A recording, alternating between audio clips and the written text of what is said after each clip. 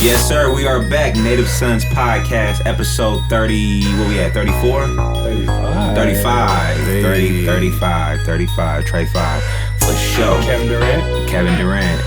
That's all I can think about. There's no muni bus. No, tonight There is none. the Warriors play. The Redland? No. Nah, the 36 jersey. Yeah. All right. Tonight, Fuck all that. Episode 35. Tonight the Warriors played in Brooklyn, and there was a long embrace with Steph Curry and Kevin Durant and all the players. Of course. And the coaches, they all hugged. They talked for like a long time after the game. So Of course. That's Positive. what's up. Yeah. Anyway, We back. I'm DEO. I'm Sean G. Dregs one. NativeSonz podcast, episode 35. Frisco in the building, official business studios. We got Skino. Legend live forever is always sneaking their brand in here somehow. Hey, it's only right. Hey, that brand has never fallen off. Oh, nah, not at all. Over Not at all. decades It's a great strong. brand. And we got MVP Productions, King Said in the building behind the cameras. Major, and we're going to have to shout out the two brothers that snuck their way in here too. Shout out the legendary Monk. He probably can't hear us. And shout out Professor Gabe. Yeah, we got Cheech and Chong in the building. Hell yeah, shout out to the Watershed. Good to see those brothers in here. How y'all feeling? Happy February. Happy Black History Month. Yes, brother. We out of the dreaded January. January was fucked up. Black History Month is mainly because it's the shortest month. Yeah. And We get an extra day this year, though. Yeah, it was crazy. Leap year. I just saw somebody making the point, though, that it should be a year-round thing. Yeah. I mean, for a lot of us, it is. We always Off top. kicking back and, Off top. In terms of schools Sharing and stuff knowledge and like shit. that, though, you know what I mean? No, that's a fact. It's just a quick look. All right, let's just do this real quick. Rosa Yeah. Parks, Martin Luther King, Frederick Yeah. Douglass, and we're back to George It's a Washington. fact. It's a fact. How you feeling this February, Sean? I'm feeling cool. Just got back from the East Coast visiting fam, and I'm just glad to be back in a warmer climate. And I think January was really it was a long ass month. I had a lot of downtime, and I'm just ready to get back to work and make money. So let's do Yes. Welcome back. it. Yes. And I like that. much prosperity to you, Yes. my brother. Yes, back to the mission. For sure. How's the law world going? Oh, it's brutal, man. People are catting off every day, doing things they shouldn't do. Or, a lot of people are out here greedy and trying to make a dollar. And it's my job to come in and make sure justice is done. There you go. But, don't get sued. Just don't get sued. 'Cause, oh, man, it will run up a check real fast. Not bad. It's crazy. Congrats on the new album. We're going to get to that, but Oh, yeah. we're going to start thanks, off with that. guys. Congrats Yeah, on the new album. Off top. 10,000. Instrumental album, too. You flexing the production skills on this. Come on, man. Yeah, we're going to get to that for sure. I guess we're going to have to say it, rest in peace, Kobe. Rest in peace, Kobe Bryant. Rest in peace, Kobe Bryant. Rest and the rest of the people that was on the Gigi. helicopter. Gigi Bryant. I don't know the other names. Please forgive me. It But was 9 people, right? Coach. Or 7 yeah, people? the coaches, the pilot. I think it was 7. 7. Yeah, 7, 8. Originally it said 5, but it was definitely Those numbers was fluctuating. And the people on that helicopter. Greg Fox, they were Dog. saying all his daughters. Dog. It was crazy. I was tripping. Yeah, I was kind of like stuck for a minute until a lot of the stories, and that's why I wasn't posting anything, because a lot of the information was feeling false. But you know what's crazy, man? How fucked up our society is, and we talked about this before, is that TMZ is like a credible source now. Yeah. They're So the when they first were source. reporting that shit, I was like, that's for real. Yeah. Like, Yeah, then it that's was crazy. sad to be like, that's for real. Because people are going to But find someone someone hit me. someone in the morgue anywhere is going to call them. That's like, what it "Let is. this check Especially in real LA. quick." It's fucked up. Especially Yeah. in LA, bro. Vanessa That was- found out through TMZ. Exactly. And that shit was Good just, Lord. come on, dog. Yeah, you breaking protocol there, buddy. Come on, man. That's trash. Hey, speaking of trash moves around that day, there was this comedian, Fucking Ari. Ari Shafir. That dude's a piece of shit, bro. I knew it was real when even his own homies, his comedian homies in LA was like, dude, that's not funny. Yeah. And these are the type of dudes that are like, oh, everything's too PC. Right, and right, they're right. like, dude, that's not even funny. Right, Like, right. Nah, bro. That So shit what wasn't happened? cool at all. So what happened though? I know what happened. he just exposed himself for a mentally ill white supremacist. And he tried to racist, hide behind it like, this is just my shtick. Yeah, Like, nah, agitator. dog. Like, He tried to say he got knowingly hacked. agitating. He tried to people say a who lot of weren't in- shit. Yeah. He tried to say a lot of things, and then it landed on him saying, "Well, I do this with everybody, every famous person that passes." You know what I'm saying? And we just got the names in from Skino, Gianna, John Altabello. I'm trying to read this on my watch, man. My bad. Carrie Altabello, Alyssa Altabelli. Oh, it's Altabelli. Altobelli. How many people is it? Kobe, 2, 3, 4, 5, 6, 7, 8. It was 9. I said so 9. you was right. You was 9. Kobe Bryant, Gianna Bryant, rest in peace. John Altabelli, Carrie Altabelli, Alyssa Altabelli, Christina Mosser, Sarah Chester, Peyton Chester, and the pilot Ara Zobayan. Rest in peace to all of y'all. That's just crazy. You see that shit what Kawhi was talking about? He used that pilot before, and he was that pilot was like really good. He was super cool. He's like he was recommended like from Kobe. Mm-hmm. Like I've used him. So anyway, Kobe Bryant and all those people perished in a helicopter accident. I'm sure you know, but some people might not know. Mm-hmm. What was it, last Sunday? 2 weeks ago. What's your all time favorite Kobe memory, if you have one? I mean, I have fucked with Kobe as a player, but really, not one moment. No, he had moments. He had daggers. At that time, I was following Iverson. Yeah, you and me both. I'm gonna keep it a buck. But I remember, I'll never forget when he was in the All-Star game his rookie year, I believe, and I believe he won the dunk contest, if I'm not mistaken. Mm-hmm. And that was, I think so, pretty amazing. That was a lot of people at that time were calling him the next Michael Jordan. A lot of hype, of course. Yeah. But at the same time, as soon as that guy got on the court, you recognize like, whoa, this is not a regular player. You know what I mean? I wasn't a fan myself either, like you're saying, but it's undeniable, and I think a lot of people are tripping just because a generation grew up watching. He was a legend, and he was bound to do greater things off the court, and that's what most people like us who wasn't really fans, we were excited about. Like I was excited about the content that he was going to start producing he was so young in the media space. No, I mean he was hella young. His daughter, his daughter was a year younger than my daughter, so that was like, come on, dog. Yeah, it's crazy because I talked to my therapist today and she was like, man, you know how many people have talked in their sessions about Kobe Bryant? We're like really upset. Yeah, and I was just like, he's a cultural icon. We known him since, 96? I was 15. He was, 17, 18? And whether you like him or not, or I never disliked him. I never wanted to be hurt, but I didn't like him as a player. But whatever it was, like why didn't you like him as a player? I'm kind of curious. No, we can get that. We can get that. But what I'm trying to say is that he was part of our lives. You know what I mean? And he was super famous. You know what I mean? And he was a generational talent, you know what I mean? And I think a lot of people, like, whether they're a fan or not, they got really upset, they got triggered. It reminded them of maybe other people that they lost, that they had spent moments watching him or whatever it was. And it's just like, man, it's just a huge loss for everyone. I was with family in New York when it happened. And we were like, I was tripping, but we were all tripping. We were just like, dude, it's Kobe Bryant. Like, how did he die? Yeah. Plus his daughter, like, fuck. That's the other thing, too, is like his daughter. You know what I mean? Like, it's just so sad. It's just a tremendous tragedy.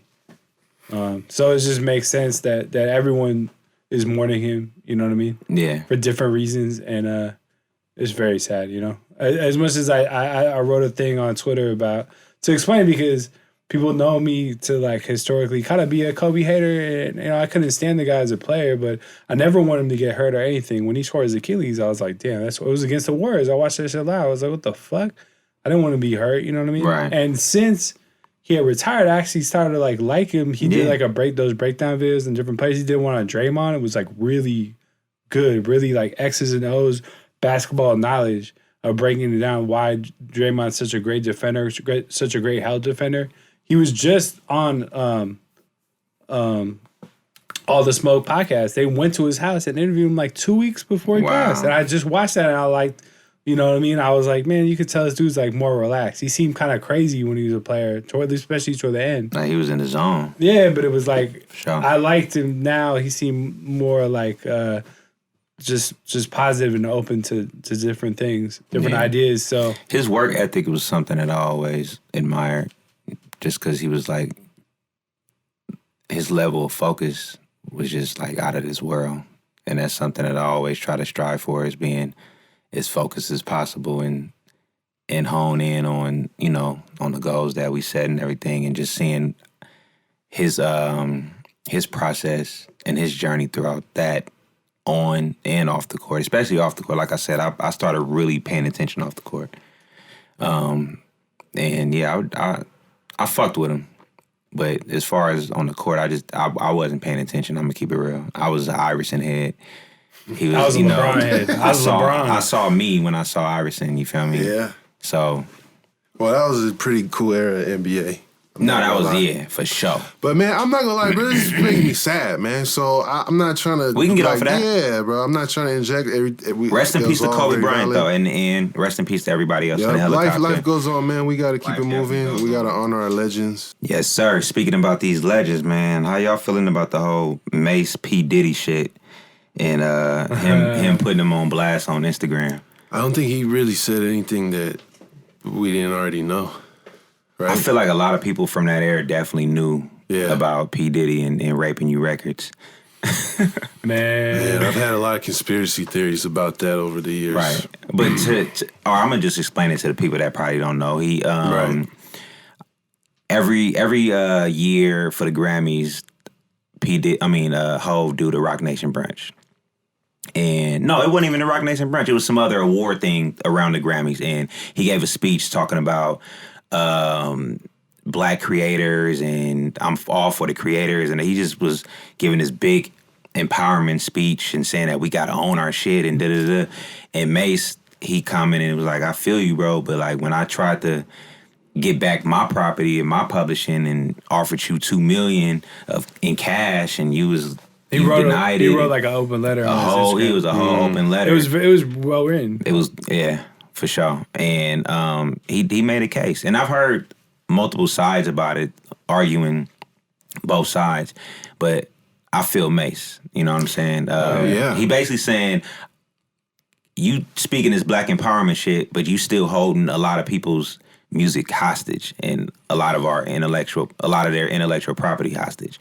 Right. Which ain't black excellence. No, it's not. Complete opposite. So every year, right, they do the Forbes list. Right.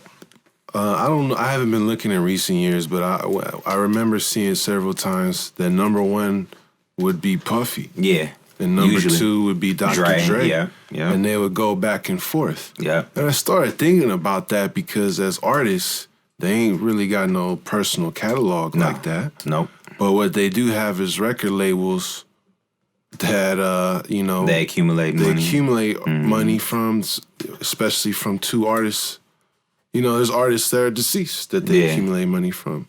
But if you look at Puffy, like the number of people that pass through the halls of Bad Boy and are not doing so well right now, and, you know, Craig Mack getting brainwashed by a cult and dying, and G-Dep is in prison, and Black Rob went to prison, I believe, and the Lox was banging on him, and Loon, and all, and the band, and all. The Lox was the only people that really got what they needed out of that situation. And that was the only way you gonna get something out of it. And then before, when it was Uptown Management, Mary J. Blige. Yeah, right. Yeah. Right. Absolutely. And it goes back all the way to there. Yeah, it's crazy. Diddy's always been... So he's sitting on a catalog. He's an exploiter, man.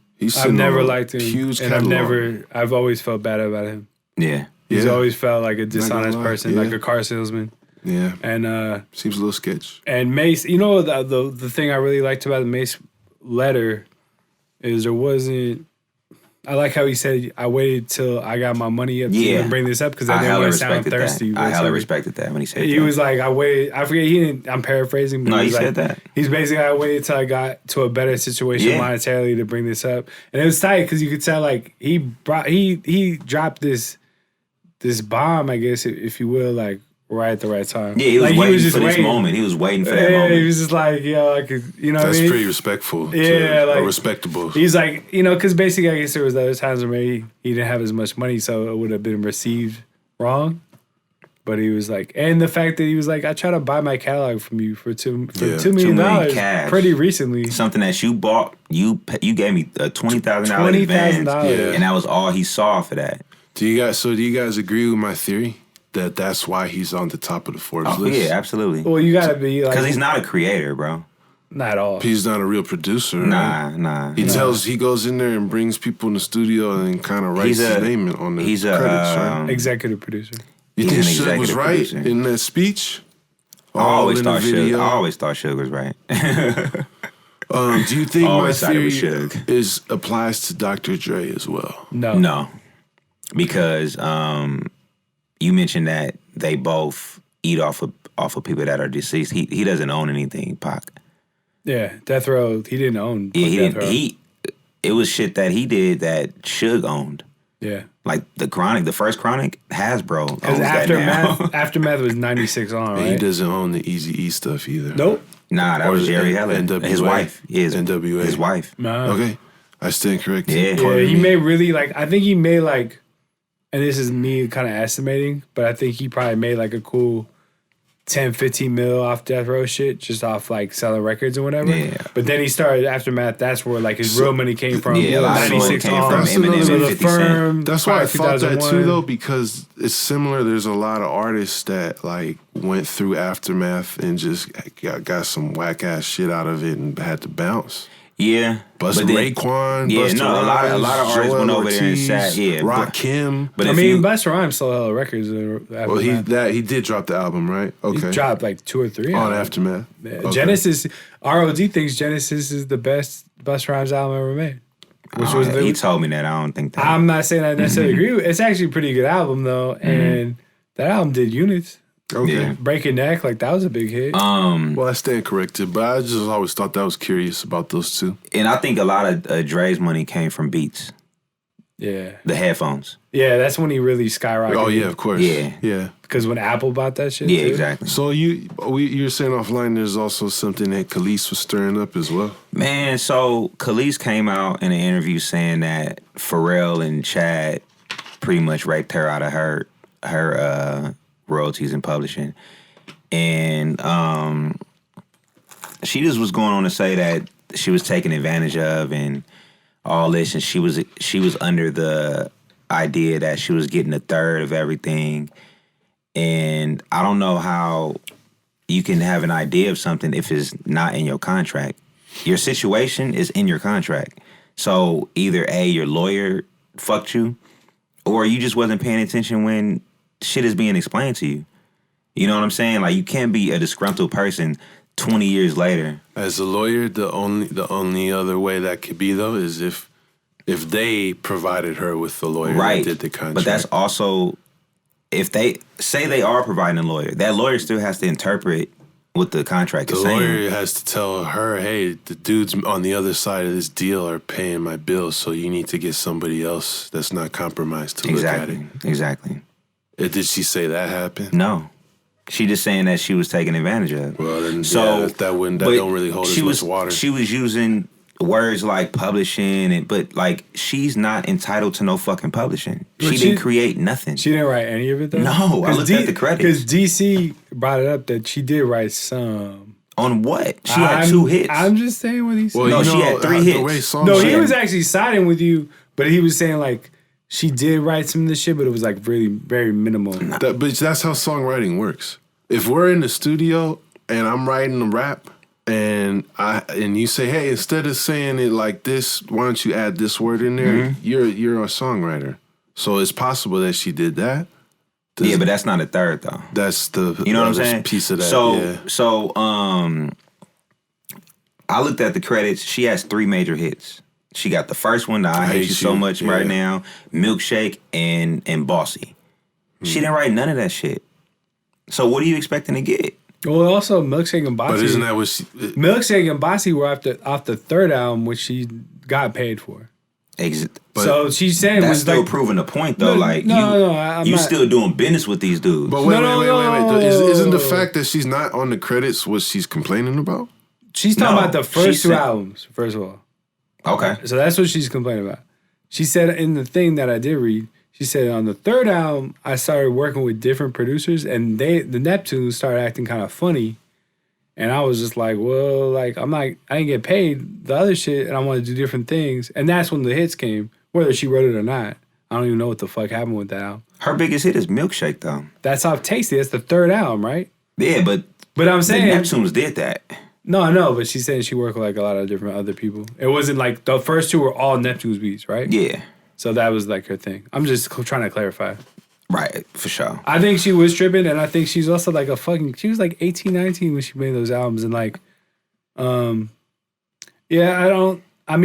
think maybe like it's okay for her to feel that way, but yeah, it's the record business, man. Like, it comes that, but what you guys are saying, man, it's like if it's not in writing, like it doesn't exist. Right. But if you're not in the creative process, that's what I'm saying. How do you expect to get paid on the back end for creativity when that wasn't? Does she have other songs in her catalog that she wrote herself? She's not complaining about that though. She's placing saying, blame but that, on. To me, I'm just trying to see her argument because if she does write, there's singers who can't write a lick. They can't write a single word on a piece of paper. They'll just tell me how to do this, tell me how to sing it. I got the voice, I'll perform it. Right. Then there are writers who and that's the case with I Hate You So Much Right Now and Milkshake. I don't know, but she has a whole bunch of other songs that she wrote on her catalog. Then it might reason that she actually did contribute something to the writing process in those too. But if those didn't hit, if those aren't the hits and they just album songs, which they were. Police, if you need a lawyer, call me right now. I need it. But you know what I'm saying though? Like if they were just album songs, those songs aren't paying her anyway. If you go instead to her, of the hits, okay. Like you get paid for life for the shit that hit. Milkshake is still in films and commercials and all that shit. And she has no writing credit on it? None, bro. I don't know, man. That's a little hard to imagine that she didn't input anything. How is that hard to imagine? I sat and wrote whole songs for people. Yeah. You know what I'm saying? Like, it happens. That's true. We looking at Jermaine Dupri right now. He wrote the whole Escape album. Criss Cross. He wrote the whole Criss Cross album. He wrote the whole Criss Cross album? Yeah. Oh, yeah, he for sure wrote Come that on, man. Like, kids were like 11 years old. But more importantly, he wrote the whole Escape album. Yeah, that's him and Candy, because Candy was a songwriter too, but you dealing with a producer, songwriter. He can, I would just be curious to be a fly on the wall during that Khalees session and see what really happened. Me too. If she had a little notepad tucked and she showed it to Chad real quick. You know what I mean? Yeah, but I don't know. Knowing what we know about the Neptunes and their creativity, do you think they need an 18-year-old girl, a 19-year-old girl? I don't think they need, but I think they'd be open to it. Especially that time, they were pretty young too. Right, but I can't see that early in happen. their But career. early, but they already had hits. Fair Neptunes enough. coming off of No Diggity. Pharrell wrote No Diggity, bro. I didn't know that either. Damn, you be on your Wikipedia shit. Heavy. Come on, man. I follow this shit. What's up, man? I fuck with Pharrell. Student of the game. I fuck with Pharrell. Well, he came up under Teddy Riley.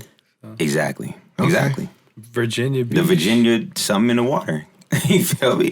Well, but so do you really feel like she has any type of argument as far as needing to see money today off of shit that happened 20 years ago?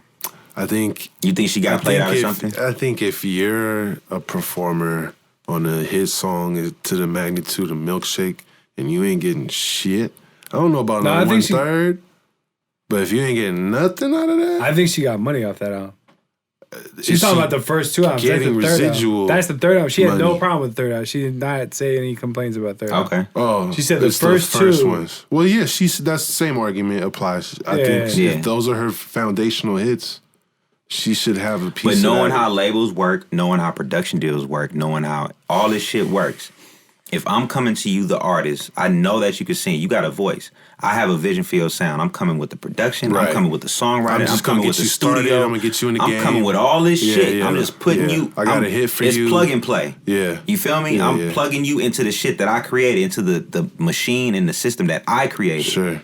Then I'm going to put money into you. Sure. To your image, Sure. to all this shit. Yeah. Then I got you to where she was, Columbia or Electra or something like that. Yeah. You know what I'm saying? So talk that talk. So you get signed. She probably got signed for $1 million. She probably got like 500, $1 million up front. Yep. That's the money you see. Then you go on tour. You doing your tours. You get your tour money. If you ain't seeing a lot of that, then that's your problem. Between you, your booking agent, and your manager. All right, you convinced me. She's in the wrong. I think also I hear the passion in your voice. I'm just saying. I just did a deal with one of my artists. Yeah, a production you sound deal, like you know what you're talking about. It was a real serious deal. And this person, I don't want to put it out there yet. People gonna find out soon. But this person never been in a real structured situation before, and I'm letting this person know this shit is serious. Once you sign this contract, we are obligated to fulfill all this shit. Right. But when you hit your milestones, you get X amount of dollars. Incentive. Right. And it's worth a lot of money. You know what I'm saying? So, but you need to be doing these things. In order to see money after this shit, it needs to be, the success level needs to be here. Real quick, didn't she, were you saying she was also throwing more allegations at Nas too? Before that on some abuse shit. And I think we spoke about that. We did at the time. We talked about that. Okay. Yeah. I thought that might have resurfaced, but no. Nah, not in this article. I think the major difference too with her and the Mase situation is like Mase wrote all them lyrics. Exactly, including fucking P. Diddy's lyrics. So it's like exactly. Ouch. So it's like he's entitled to like at least a third of all that shit. Ouch, for real. That shit sold like 5 million records. More than that, bro. Yeah, probably more. For sure. They definitely sold at least 5 though. The album that nobody talk about went double platinum. Yeah. Double Up went double platinum, bro. Probably more than that. Which one? The second album, the second Mase album. Yeah, that was like technically a flop compared to the first. But it was a dope ass album, though. The Harlem World album was. Harlem World album was fucking gigantic. Yeah, Britney Spears level. Off time. Oh yeah, for sure. But you know, like Mase, he was taken advantage of. Yeah. You know what I'm saying? A young nigga from Harlem, children of the corn, trying to figure it out, trying to get out. He see dude.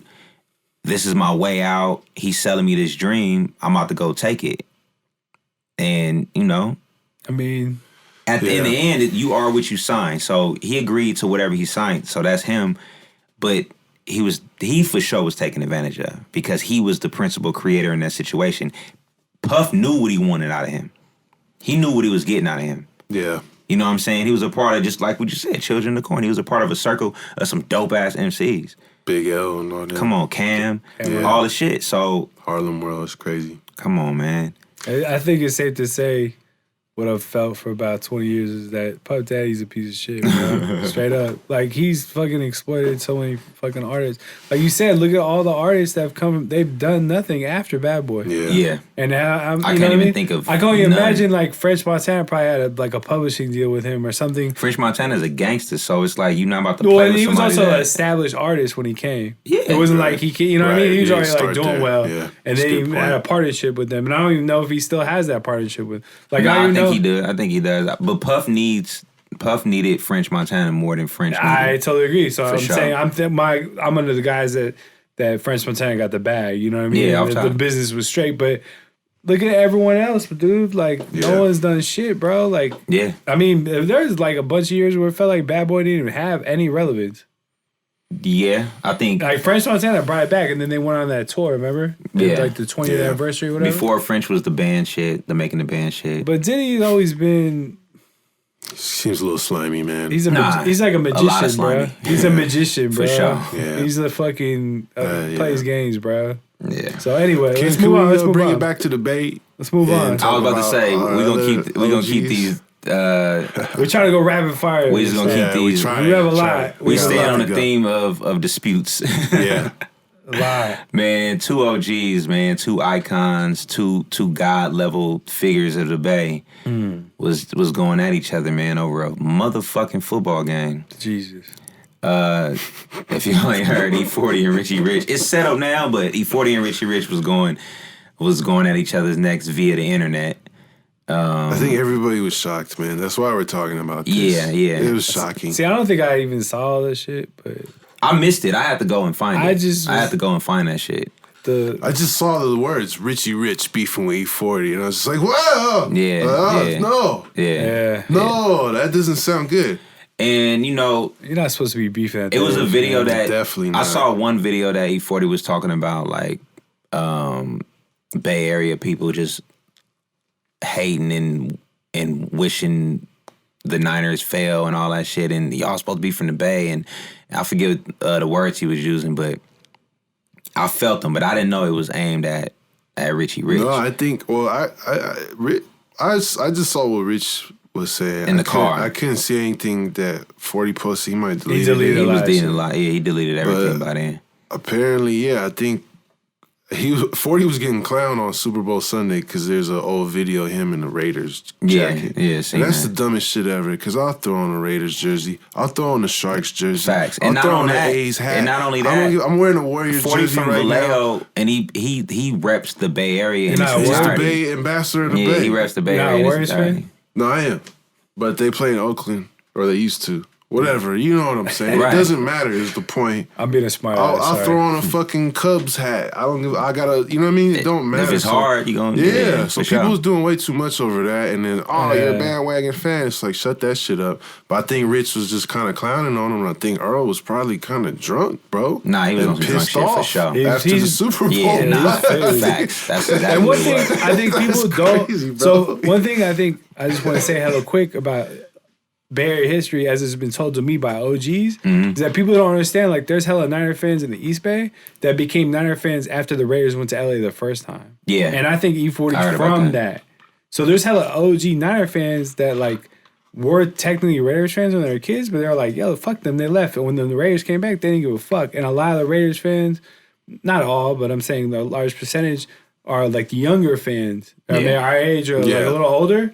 Who, like, when the Raiders came back, 96 or whatever, they were like, oh, I'm a Raiders fan now. Right. And the whole thing about the Raiders-Niners rivalry, there was no rivalry when they were here before. There was no this back and forth. None of this. OGs tell me on either side. 56-year-old men tell me, they're like, 45-year-old men tell me, yeah, we didn't have any issue with each other. We're just in different conferences. So that all started kind of with the younger generation, maybe our generation, of when the Raiders first came back. Right. So that's why E40's from Vallejo, but he's a Niners fan. You know what I mean? Can I add the other piece of critical Bay Area history at this time? You can. I think people understand now because he hasn't dropped a big attention project in a long time. But Richie Rich is like one of my favorite fucking rappers ever. He's one of the illest ever to come out of the Bay Area. He influenced a lot of people around the country. A lot of your favorite rappers, the Snoop Dogs, a lot of people on the West Coast. Give it up to Richie Rich, 415. Yeah. And he was the only rapper from the Bay on Def Jam, right? Yes. Yeah. I shot Super 8 footage. Russell Simmons was actually in this video. Yes. I shot Super 8 footage, Super 8 black and white footage of a Method Man Redman show in like 98. And they brought out Richie Rich because they're all on Def Jam. Wow. That's dope as fuck. It's tight. So I say that to say because people will be more familiar with E40, but just real quick, I'll give you an example. When I was a kid, right, I was slapboxing with this dude in high school. The security guard let it happen. And then all of a sudden it got very serious. And this dude is almost my height. And we started squabbing. And it turned into this big, huge thing. And they got a security guard and they sat us down. And the dean came in and he was like, look, I'm really scared of the idea of you two guys fighting because you're both like physically grown-ass men. And even though, you know what I'm saying, at the time we were 16, he's like, you guys don't understand the damage that could cause in this school and to yourselves. I don't want to see, like, please. Like, it's just like, what do I got to do? That's how he explained it like that. Yeah, it made both of us kind of be like, yeah, I kind of don't want to get fucked up by this guy either. You know what I mean? Yeah. I don't want to, you know what I mean? Yeah. So that's how I felt when I saw Richie Rich saying that E40 called him a snitch on Instagram. Right. I couldn't believe it. Right. That was the worst shit ever. And I'm like, all hell's about to break loose. This is ugly. It's going to bring out the worst in people. And thank God they squashed it within like 24 hours. Yeah. You can't call people snitch. Like, you can't do that. Nah. Even if they did snitch, like, let the streets handle that. Like, you can't. It's just more importantly, it's so the bad. fact that he's not on no snitch shit. No, to exactly. Say that, right. It's like, so fucked up. It was just like, that could ruin someone's whole life. Like, you on some mad drunk shit, and this is what you do. That's some sucker shit. And I fuck with 40, but it's like, that's some sucker shit. I think, like, I love 40, and I can't remember him doing some sucker shit like that. Yeah, like, I was like, surprising. yo, He so usually crazy. doesn't Like, break character like now that. you're so over, fucking like, shocking. you're like 50-something years old, 51, whatever. It's like now, like, but hopefully, they can strengthen their relationship. We saw it today online, a picture of them having lunch or dinner together, and hopefully some good shit can come of it. Yeah, I mean, I think if it was anything, really unfortunate. It was unfortunate to see Rich disrespected in that such a severe way, and it was unfortunate to see 40 fucking stoop to that level, man. Yeah, like, that's he a better fact. than that, man. But hopefully, I think it already has brought a little attention back to Richie Rich, which I think has been like long deserved. It's unfortunate it had to come from this, but hopefully something good does come out of it because he's still raw. I just heard him on the last Mechanics album. And he's sick as fuck. And the thing is, tight. the Bay needs to like really acknowledge that generation more. Of I was in Detroit, and so listening to Shade 4-5 a lot because that's kind of like a big thing out there. And it was like they had on Spice One, man, last week. Oh shit! And I was just so tight to hear Spice on a national platform. And it's like that's someone that like people don't talk about enough. People don't talk about Richie Rich enough. People don't talk about San Quentin enough. People don't talk about RBL enough. People don't talk about Digital Underground enough. You know what I mean? Like the Bay needs to fucking take care of it. But then you bring it up, and then you see how certain people who do know about it, like that you would be surprised from the East Coast down south. All over. Because that music was fucking timeless. It touched so many people. Yep, it was such great music.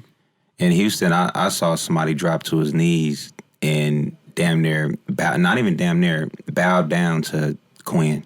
Wow. Yeah. Like on some Coming to America shit. Yeah, I believe it. I swear to God, on my life, like we always like looking at each other. It was. I'm gonna just say who it was because I don't even know where he at now. Alpha Mega from Grand Hustle. Remember he ended up being some many shit happened with him, but he was on Grand Hustle. He was like the meathead muscle dude. Damn.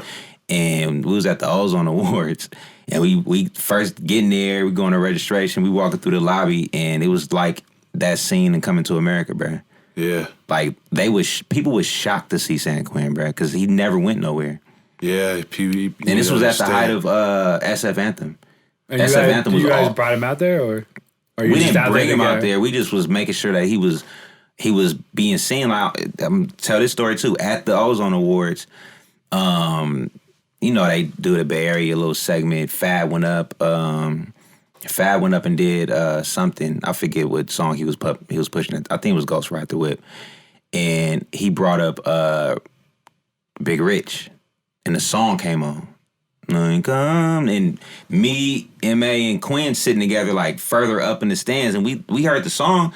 And we literally trying to drag this nigga out of his seat. He didn't want to get up and go on the stage, bruh. Like, he don't like the spotlight. He don't. Right. At that time, he was acting like he didn't want to get up there. But we literally pushed him down the aisle, pushed his ass on stage. Mm-hmm. And it was a dope-ass moment for Quinn, bruh, just seeing that. That's for Rich and Quinn, for sure. When it comes to Bay Area music, if you know, you know. It is if you know, you know. This conversation reminds me of that recent little article that came out that Andre 3000 said that him and Eminem used to trade, go back and forth saying Iroh lyrics to each other. Yeah. That's pretty cool. That was tight as fuck. That podcast with Rick Rubin was so good. I didn't listen to it. Man, you should listen to that. Yeah. Like GQ did a visual. So when he sat down with Pharrell, sat down with Kendrick, then we talk about that. But then there's no visuals to it, but it's about an hour long. It's short and sweet. It's sad. And it's kind of sad, but it made me like it's really sad, bro. It's he said he has no aspirations to do music, bro. But it sounded like that, man. It really be like that. It sounded kind of like I liked it because it sounded like Andre was just like, I don't want to do it unless I don't want to force it. Yeah. You know what I mean? And he's like, it sounds like he does have social anxiety, but he also, it sounds like he really enjoys his own time. Yeah. And his space. And it was actually cool to like to hear Rick Rubin try to like share different strategies or different ways of thinking to maybe bring out. He was like trying to encourage him. Yeah. And I got home from a gig and I just listened to it like in the middle of the night. And it made me hella happy because I really love both those dudes. Like, and they made me hella happy. Like I thought it was like a positive conversation. But I could also see why he reminds me a lot of M.A., bro. A lot. Andre 3000? Yeah, a lot. Like, bro just want to find a isolated ass house somewhere where and not be seen no more. I just got the news that like one of my favorite fucking Frisco rappers is retiring. Like personally, direct. It's weird. I don't even want to say who it is online, but if I told you, fucking probably surprise you. I damn near probably think I know who you're talking about because I think he posted it on the gram. Oh, I don't know. I think so. We'll talk about it. We'll confirm this later. But yeah, that Hey, really quick, I'm sorry I'm jumping all over the place tonight. Appreciate you guys bearing with me, but I'm looking at Sean's shirt, and I think now would be a good time since we're on the Bay. Unless I'm fucking up your flow. Yeah. Nah, not even fucking up the flow. It is Jack History Month, so we could definitely just to check. It's 5 years too. Yeah, that's crazy, bro. Yeah, that's 5 really years. crazy. I remember exactly what I was doing, exactly where I was. Yep. February 2nd. Yeah. Yeah, man. I think you two were like some of the first people I saw like tweeting about it before everybody knew what happened. Just when it was just like put the prayers up. And all that. Yeah. I was getting it real time, and I was just like, man, this shit.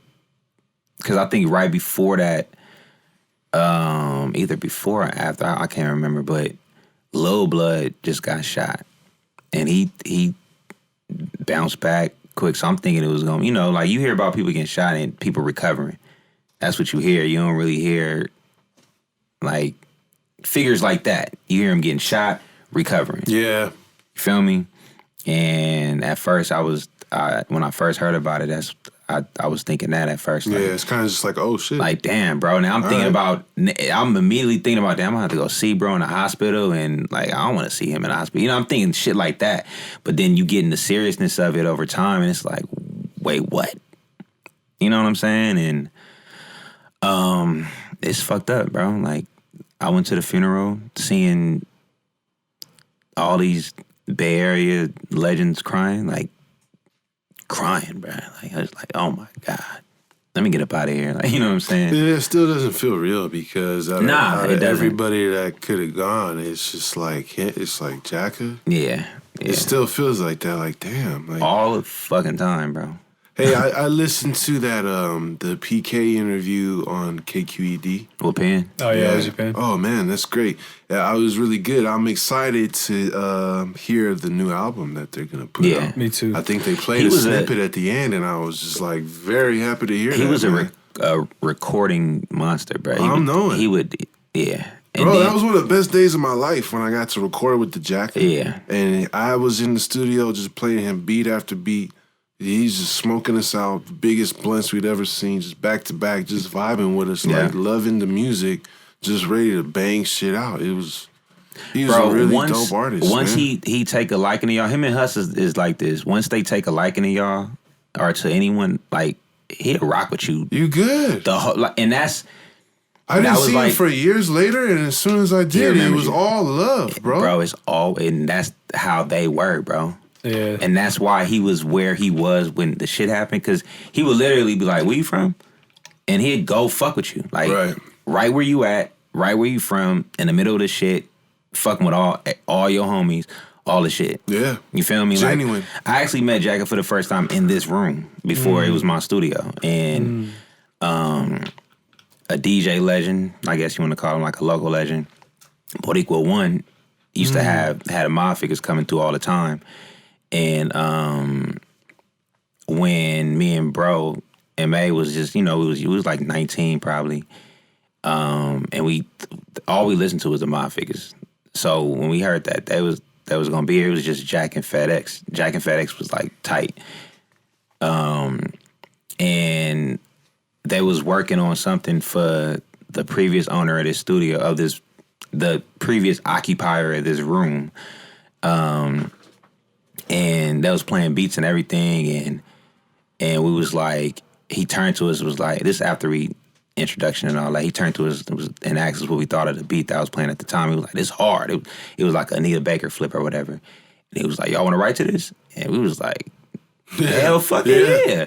And it was just mainly because the producer was the engineer at the time, and he turned around like on some mad shit, like, nah, man, like man, this you, and like really was on some upset shit, like, you feel me?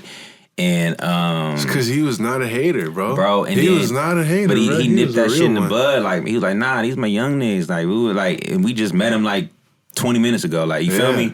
And we ended up doing the song. Like, I'm glad he didn't keep our verses because we was trash on that shit. But the fact that he was like, write and record, go do that shit. Like, he was that type of person. And if you look at the success of people that was around him, that's how it happened. Like, if you was around him enough, he's going to he's going to share blessings with you, bro. Well, I think he came from, Sibo came from that Tupac school. Yeah. I was just like, was a Just community. getting a laugh. Yeah. Like, we're going to make music. You know what I mean? Like, everyone's going to make music. If you're here, we're all going to make music. Let's do it. Mm-hmm. And that's hella special. I think I said on like one of the early, we talked about it like on one of the early episodes of the podcast, but like I wasn't super like directly connected with him, but I have like close friends that were like really good friends with him. I did shows with him. I had an ex-girlfriend that was like I remember the first time I met him, I was with a girlfriend I had at the time, and he opened up for Goody Mob at Ruby Sky. It's probably 2010 or 11, like right when Tear Gas came out. Yeah, 2009. And that was the first time I met him, and because I had a girlfriend that was in the All Over Me video. Oh, yeah. And so she knew him, and then like he was just hella cool. And ever since then, I just always had running. Like, I was always just like around, and he just always showed love. But it's like, I said it on the previous episodes, like he was everyone's hero and everyone's friend. Yes. You know what I mean? Like, he was the Bay Area's hero and friend. You know what I mean? He was a legend in a lot of ways, like a larger-than-life legend in a lot of ways, but he was also very accessible. He was everybody's big bro, man. Exactly. Even if you didn't know him and if you never met him, his music was so personal. It was so emotional. So touching and so emotional that, he was there for a lot of people when they needed him, bro. And Facts. That was another thing I think I said when we talked about it like a year or two ago, was like, like I think his music and his passing to the Bay Area directly is just as important, if not more important, than Mac Dre's passing, because his music resonated and it touched so many people emotionally and got through. I think I could safely say all of us got us through hard times. Yeah, bro. You know what I mean? Yeah. And gave us hope. You know what I mean? Because he knew, he spoke for the people that didn't have a voice. He spoke for the people that didn't make it, for the people that were struggling. Like, he spoke for all that. You listen to all his songs.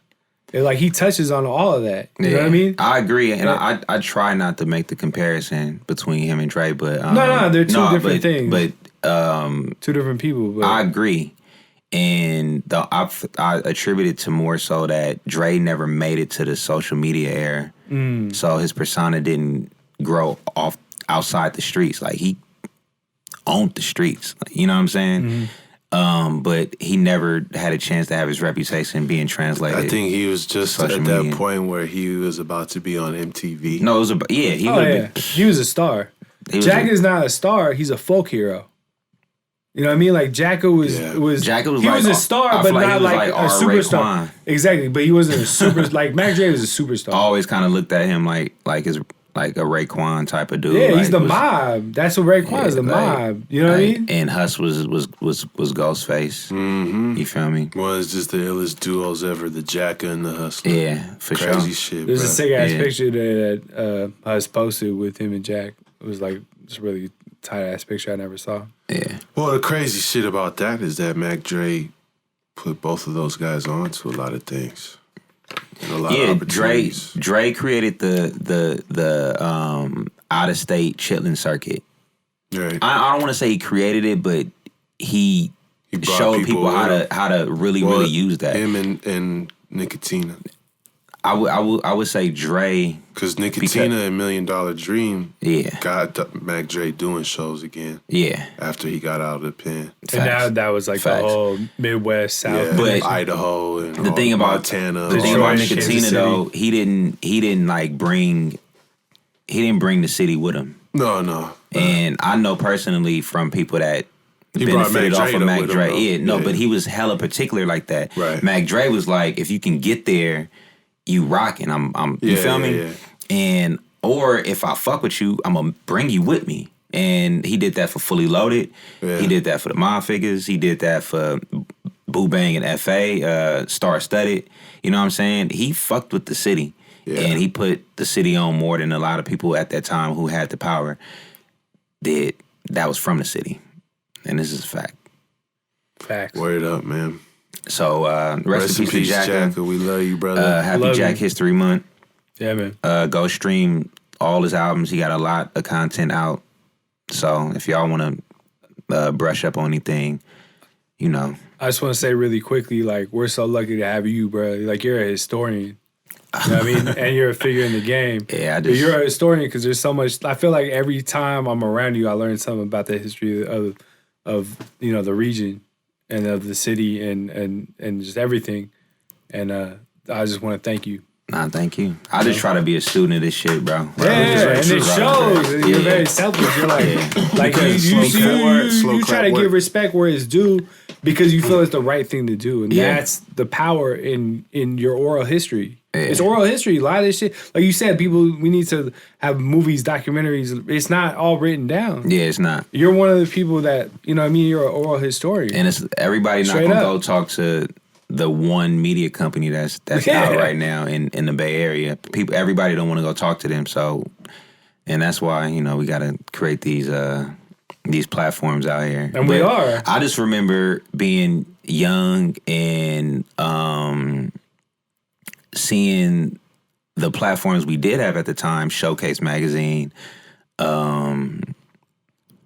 even Ruckus. I don't know if y'all remember Ruckus Magazine. Of course. I remember Showcase. Stash Magazine. Yeah. Shit was sick. What about Murder Dog? Distortion Murder Static. Dog. Shout out to Black Dog. Yeah, we was in Murder Dog. We did a whole Murder Dog spread. 4080. 4080. Yeah, like I had all that shit, bro. And that was the only way you was able to know what all these people were doing. Yeah, pre-internet. You know what I'm saying? Blue Magazine. There was all these different publications. So I kind of lived off of that. And once I was able to kind of get around these local celebrities, and it's funny to say, I think one of the first, outside of our hood celebrities, like the G-Mans and El Cheddars and shit from that side, because those were my neighborhood rap niggas, was G-Man, El Cheddar, and all them, Howie T.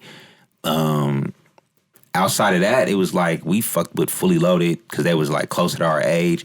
M.A. Brother was in a group with Rich and Bailey before Fully Loaded, called The Untouchables.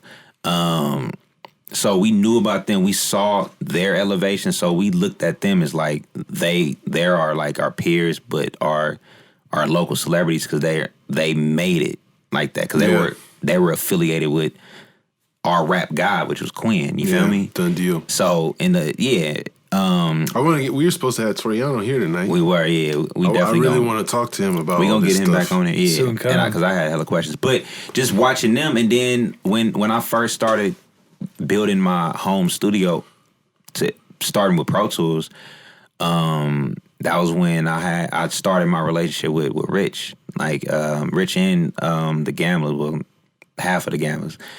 I started that relationship. So being around them and just hearing the stories from that era that I used to just be an outsider looking in, you just learn all that shit. Yeah, it's important, man.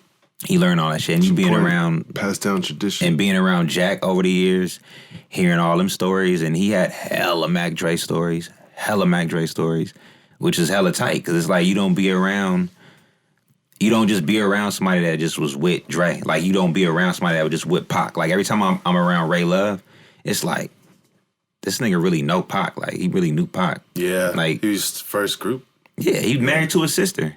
Oh, I didn't know that. That's tight. Yeah. Yeah, he married to Pac's sister, bro. It's like, yeah. And just so you really sitting with somebody that fucked with Pac. Yeah. Even Mac Moore, like, when Dre died, like 2005, Mac Moore in Miami the most used to always come around. Like, here. And just being around them and like, damn, this is really Miami the most. This is the nigga from the DVDs. Like, because all we knew about this was Trill TV. That's how we saw what this was Trill TV. I'm sure we said this before on this podcast, but Trill TV changed everybody. Yeah, it changed the game. And as soon as you watch that, you're like, I want to be like Mac Dre. Yeah. This is okay for sure. Because he was a rock star, bro. You can watch that shit now and be like, I want to be like that. You're like, he was a rock star, I need bro. to step this He shit really up. was. And it was just like, he just was living in like an alternate reality. Like he had his own reality. His own, you know what I mean? He was doing it his way. He was living life fast. He had it, his whole culture. He was a You know what I fucking mean? sav, Yeah, bro. he was doing his own thing. He was a fucking sav, dog. He was trailblazing, man. And you can't. He was a real outlaw. You know can't what I mean? understand the impact unless you were really out here when Boss Tycoon was on the radio 10 times a day and Thiz Dance was coming out of every car and it was fucking insane, bro. That man started the whole hyphy movement. He made everybody hyphy, bro. And that, you know what's crazy that people have said, and I'm just curious that you guys' opinion on this, but they're like, Mac Dre was super, like he was hyphy, but he never really made a hyphy record. Like his records were Mac Dre records. Yeah. They like weren't really like, if you listen to other hyphy hits, they had a certain sound. Right. And his shit was like his sound. He died before the hyphy movement. No, yeah, exactly. He died like he right. birthed it. I think he left. He planted the seed, but he never was I'm alive to thinking of see like that the, shit. He never super grew hyphy into drums it. and like the Rick Rock type of beats and there's not really anyone that like he jumps was already out. flamboyant, and I feel like everyone in the hyphy movement was extra flamboyant, but he was just already because they were trying to tried to ride his wave. Yeah, they which tried to ride is his I mean wave that's not a criticism by me, but that's just what I mean? I think The conversation. this is DEO's theory. Mac Dre kind of planted the seed for the culture of what hyphy movement was, but the sound was birthed by Keek the Sneak. Yes, and the word. Yeah, in the word for sure. But the actual music, Yeah. because to me, High Tech was the first hyphy album. Might have been the first album when he said it. Probably. If it was around 2000. I think High Tech came out. That's the one with Here Come Kick. I heard Exactly. Come on, man. Exactly. And I think he did say. I think he did say hyphy on that song. Probably. Yeah. So, but the culture and the vibe of what the hyphy movement was planted by. It was really Dre. crazy for him to hear that Doobie interview where he was putting his perspective on when 40 blew up with Lil Jon and the Ghost Ride the Whip and everything, and really saying like, bro, that's really Crest shit. Yeah. You know what I'm saying? Like, we used to have beef. Like, you know what I mean? It's just kind of like, that is kind of... Yeah, because that's the thing, too, is like 40 came hella late on hyphy shit. Yeah. I mean, he paid homage to Dre, and Dre died, and it he was wasn't like, like- fuck I it, think his I'm sound was picking up already the torch, kind of like taking the baton. I think his sound was already in the direction of hyphy music though, because he always had Rick Rock. Yeah. Because the Breaking News album was pretty much a hyphy album. Was it though? It was. The I beats felt like it was hella yeah. mob. The beat, beats. if you listen to I got listen. Even to it. Quarterback. I have that CD. Quarterback, dude. ESQ CMT. Yeah. Bro, I be trying to bring that song back. That shit slaps. That sound With the alone clips? was tight as fuck. Dude, like I be trying to, like that was a hit. I'm positive and, like, we talked about I this was trying. before. I probably play. That's like one of them songs that was like a hit, and like I play that shit every once in a while. Like no one cares. Everyone's like, "What the fuck?" Like 40 and clips. Like that was a hit. You could tell when, and I hate to say this because That video is hella tight. yeah, but Forgotten people wasn't Time, really fucking City with College. people wasn't really fucking with local music at that time. Nah, Like, but it I was would a- play that shit in the like. I had all those. That shit records. was on like MTV. I would play that was- shit. I would play that shit, and then people used to go crazy. And what I'm saying is like, it's so weird that like there's certain songs that were like hits that like now I'll play. It's just weird to see like certain songs you could go play and certain songs you can't play. Like, Yeah, I bet that's interesting. I mean, I'll do whatever the fuck I want, but I'm saying I think like the it's people that interesting go to see out- people not care. The people that are or out like that in song the doesn't get clubs played on the don't radio. That fuck song with doesn't that. get played on radio. Yeah, that should be like a playlist. Like at least Yeah. Throwback Friday, Yeah. where the fuck you Bring know that what I mean? back. Quarterbacking. Yeah. I gotta talk to Lex. Yep.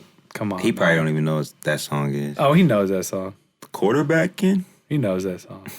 What's on the agenda? We had hella topics. Hey man, we gotta talk about like some civic issues, man. That's what I was Because thinking. there's more than enough. I smell a rat, Sean. I mean, you know what I I don't mean? know about you.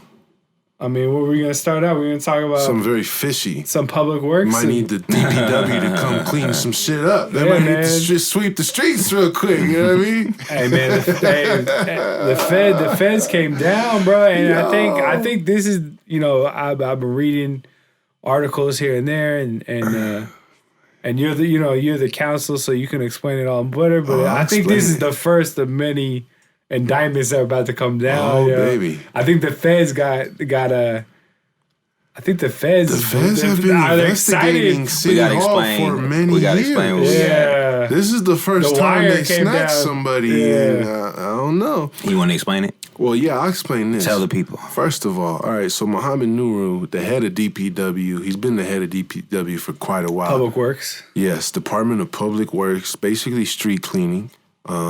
He just got busted by the feds along with the owner of Lefty O'Doul's because the two of them were basically doing bid rigging, where they were like basically doing unfair competition over the construction budgets and misappropriating some of the city's funds in the process, I believe. And they also got caught trying to bribe the person that's in charge of the airport to get the restaurant down there. Because it's like, anyone knows you go to the airport and everything's like 200-300% marked up. Like the food, like it's a monopoly. Yeah. So they were trying to they tried to bribe this dude, I think with $5 or $10 grand to try to get. Woman. Was it a woman? Yeah, she turned it down. She turned it down and resigned, which was actually very honorable. Wow. But they were trying to get I guess some space down there at the airport to open a restaurant where they would make a killing. Yeah. You know what I mean? And I've been reading up that basically Nuru he's been around for a while. Yeah, he's been in this like since the 80s, right? I don't know about the 80s. No, but I think like at least the early 2000s. No, I'll tell you this, guys. All right? I had to do goddamn community service with the DPW. Jeez. Because I was convicted of a crime in the state of California. All right? And the head of the DPW was Mohammed Nuru. And anytime I got convicted for the goddamn crime of not even a crime, it's art. I got convicted for artwork, ladies and gentlemen. Yeah. Street art. And this dude, Nuru, anytime the DPW or like they do some big graffiti bust, this dude comes up and gives some bullshit speech. And basically, I had to buff all the graffiti. I'm very familiar with the DPW. I did many hours of community service with them.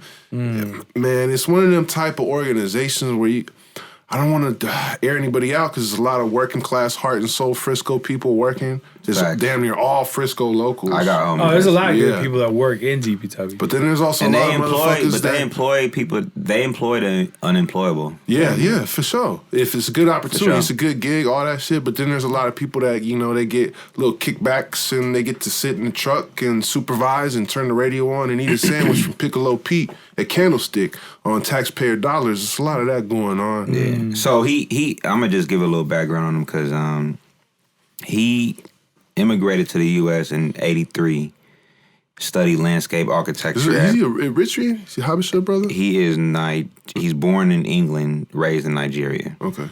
He went to Kansas State, and then Kansas State University, and then after that he moved to the city. Then from 95 to 2000, he ran the SF League of Urban Gardeners, a.k.a. Slug. Yes. I knew that.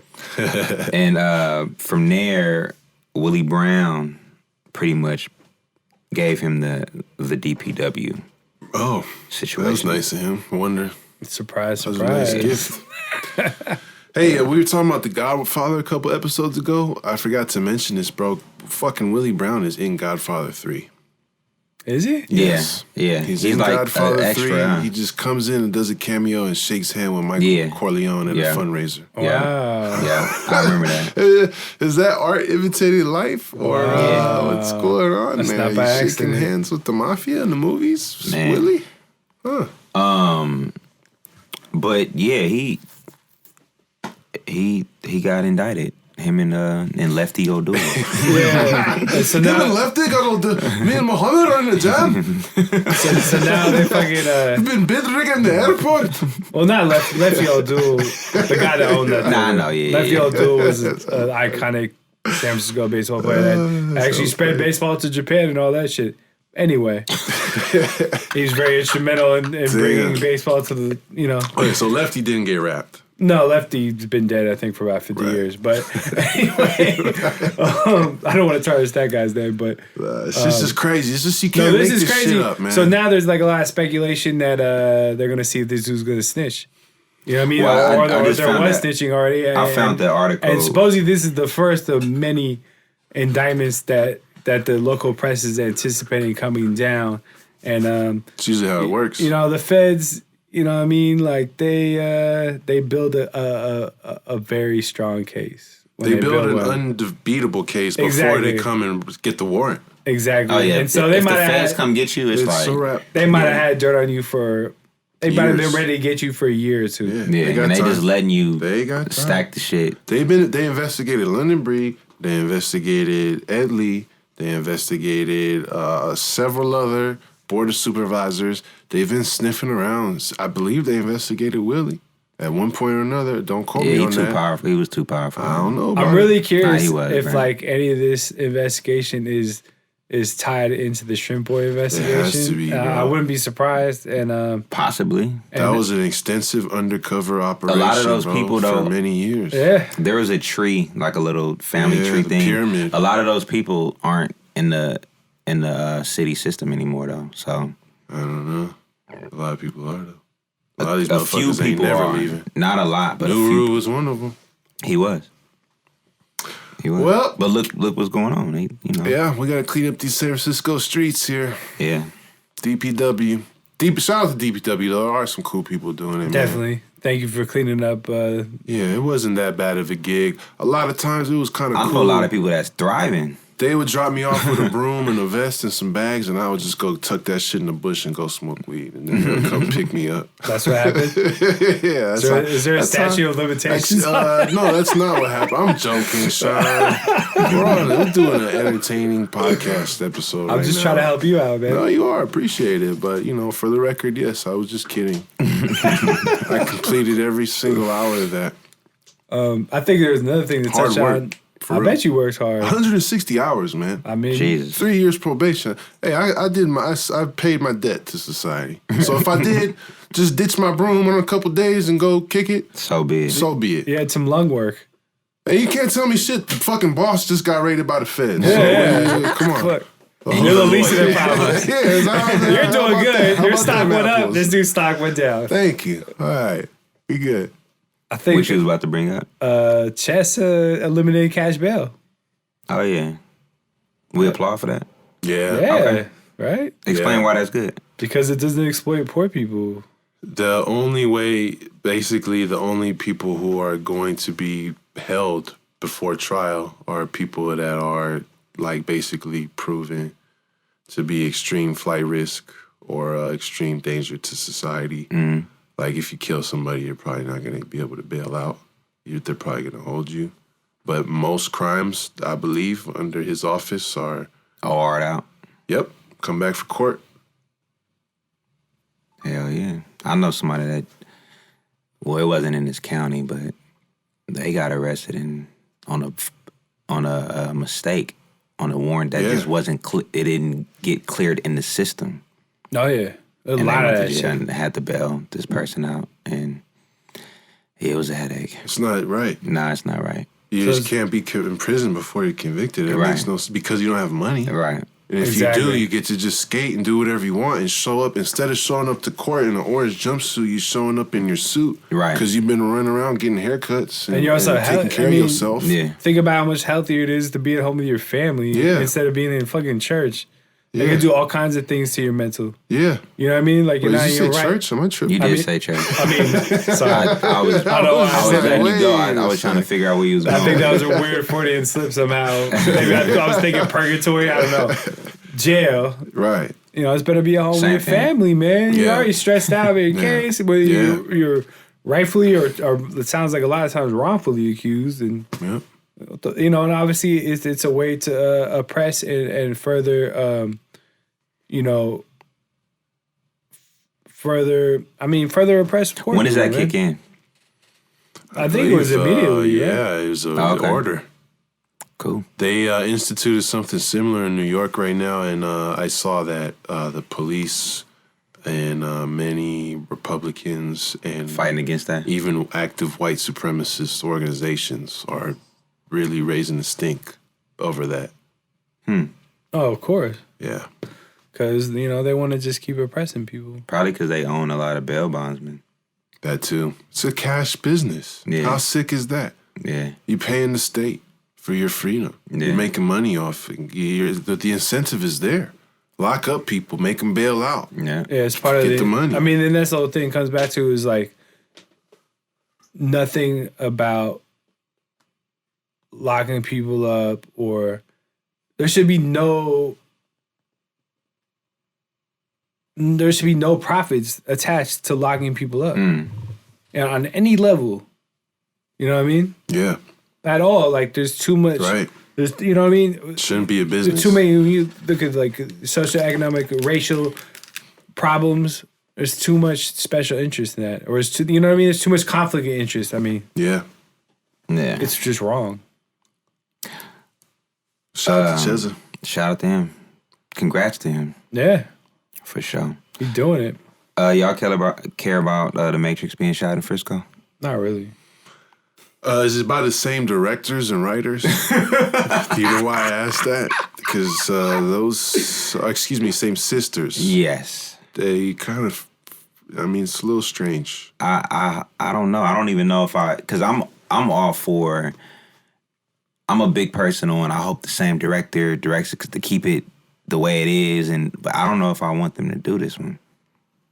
I gotta look that up. Matter of fact, It's cool that it's being shot in Frisco. I mean, we do. Well, we do live in the Matrix. But the last two were shot in Oakland. In Oakland. I didn't know that. Yeah, number 2 is on 580. How much? Oh. 880.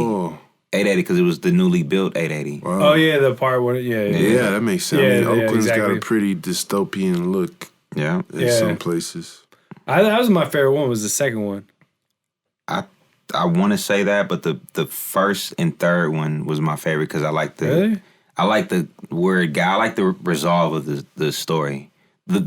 I count the second and third one as one. So And the first one was like dope, but if you go back, it's hella corny. Yeah. I think it was just like the premise was just so fucking mind blowing. Special effects at the time. It was, dude. I have a ridiculous. story. I have a story, man. And the quick story is, I seen that shit like right when it came out. I think the first night it came out at the AMC 1000. It had just opened. 1000 used to Yeah, I crack. remember I when was that a went senior in open. high school, bro. This is 99. It was right when that show. We saw it the first night off hella mushrooms. And after, I never forget, man, we watched this shit. We were like completely mind blown. And then I remember just being like, just running around and just be like, this shit's crazy. Yeah. Like after, we're kids, you know what I mean? Yeah. But we were just like, yo, we never seen anything it was like that. 99, I think it Yeah, it came was out. pretty 99. wild, man. Yeah, man. One of the sisters is directing it. Lana Wachowski. Lana. They got sued by this The sister. black woman, Yeah. yes, who claimed that she wrote And she won. I heard she lost. I think I heard She lost? She got I a thought she settlement. won. I'm not clear. Who wrote the app? She sent. It was a claim that she wrote the Avatar, Terminator, The Matrix. Yeah. I and it thought was- it was just Terminator and The Matrix. I didn't hear Nah, Avatar it was too. it was all Because the I same. heard that. It was supposed to be yeah, all the same story. Yeah. Yeah. And if you It makes perfect sense. because it was all because the agents build the Matrix and the Matrix creates the Terminator and sends the Terminator back in time. yeah, Fucking crazy. Well, we can still think about it like that. I mean, yeah. I be doing that sometimes. But if you think of the theme of the movie, it was always a savior, like Right. a Christ figure type of savior. Pretty brilliant. Yeah, well, it was also like, but I heard she got a settlement though. Okay. if you trip off how, like the Matrix especially was based around like, there was a lot of metaphor for like black liberation. Yeah, How Yeah. like their home was called Zion. yeah. Well, even the cast, Yeah. Morpheus Morpheus was and- black. the brothers. So I didn't really know like the background of that, but when I read, what I kind of read about her, I was like, oh yeah, that a lot sounds of about sense. right. Right. Like, you know what I mean? And Yeah, I guess if you got Sarah Connor and her son too, that's like the Virgin Mary Jesus thing. Exactly, exactly. Not That's knowing really who the cool. father was. Yeah. Right. I didn't watch past part 2, but I've been meaning to though. The father new was the dude Terminators? in the first one who was running from Arnold, right?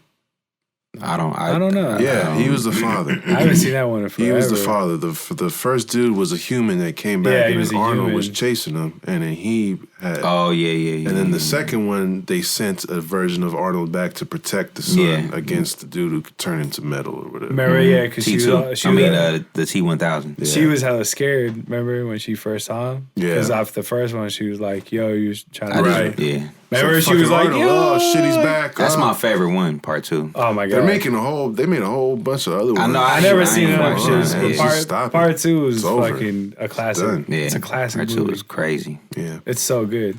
Okay, Matrix, got that out the way. Are we gonna talk about these 49ers?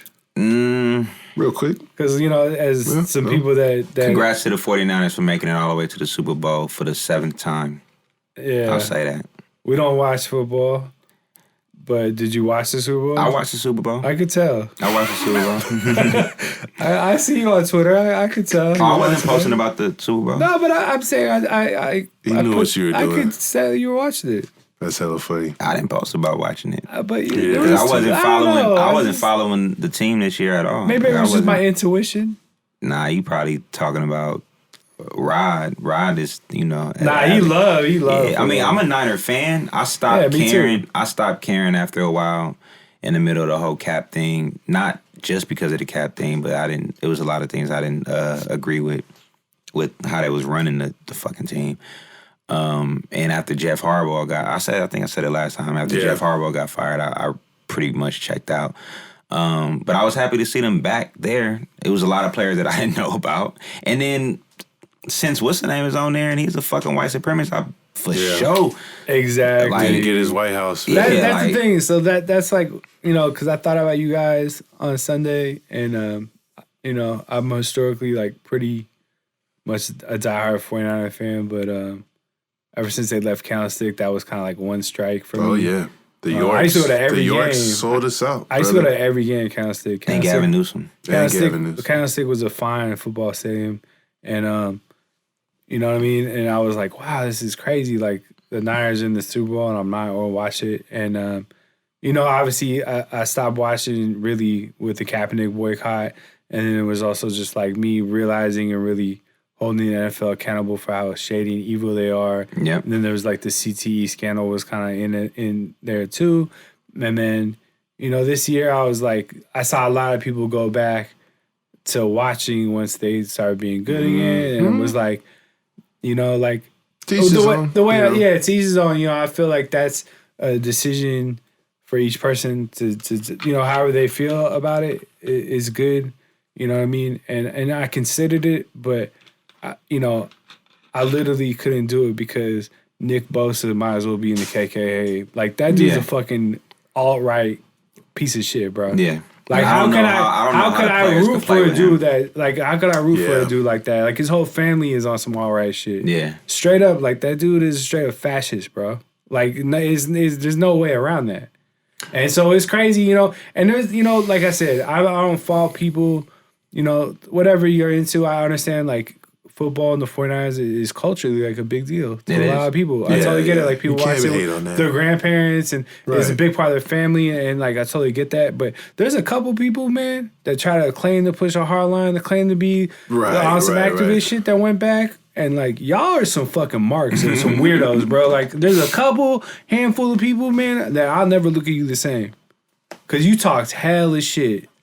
You know what I mean? Yeah. But anyway, it's not about that. Can I get on my? But yeah, I couldn't. Can I talk some shit real quick? Yeah, let me just say this last thing. How could I root for a team with that motherfucker? Is one of the best players, or is even on the team, and has been so outspoken and hateful. Yeah, he's a piece of shit, dude. Yeah, and you know what? I wanted him to win. But I also wanted to win to see that motherfucker go to the White House and suck Donald Trump's dick, bro. Yeah. So all y'all could feel dumb, like the people that really like were just like, oh, let me just put this aside. Yeah. Like, oh, he's a great football player. I even see people like rocking his jersey. Like, that dude's a fascist, bro. Yeah, that's the man. Straight up fascist. Like, I think people like compartmentalize the political climate like we're in right now. And like, so I wanted to see that. I wanted to see that. I've been doing a lot of thinking about football lately. I used to play football. I don't know if you guys knew that. I used to play for the I don't think I did know that. motherfucking I didn't know that. Seahawks back in the day. And then I didn't have grades to really play that much in high school, but I did. By the time I hit 10th grade, I was raw. Mm-hmm. I played the whole game. I played defense, offense, kick team, kick return, punt. I was the motherfucking placeholder for field goals. I'm 6'6", bro. Like, I was pretty fucking good. Yeah. If I was going to block, I was blocking people 5 yards. You know what I'm saying? My blocks, you was not getting past my block, bro. I was a tight end and a linebacker, bro. Yeah, you look like a tight end. I was raw. But I look back on those times now, there was a lot of unhealthy stuff going on. Oh, yeah. Hyper-masculinity? Yes. In terms of the coaching, in terms of violence, in terms of undercover homo dudes. Oh, wow. Not to say that term disrespectfully. Yeah, I'm following you. But like on some like weird, like, you know what I mean? Like just weird jock shit. Yeah. A lot of coaches that didn't really care unless you were winning. Like when I got kicked out of high school and I tried to come back and play there, just kind of like, they don't care about no you. Use for you, son. Sorry, you can't play for us. It's good to see you though. Yep. I just watched the Aaron Hernandez documentary. You guys seen that? Yeah. No, but I know a lot about the case. I saw that shit twice. I studied that case when it was happening. You should watch the doc to just see. It was a lot of irrelevant shit in there. Put together. Yeah, it was nasty. It's bad, man. Yeah. The NFL fucked up. I don't like it, man. I don't like the fact that they let these guys go to college and then just draft out.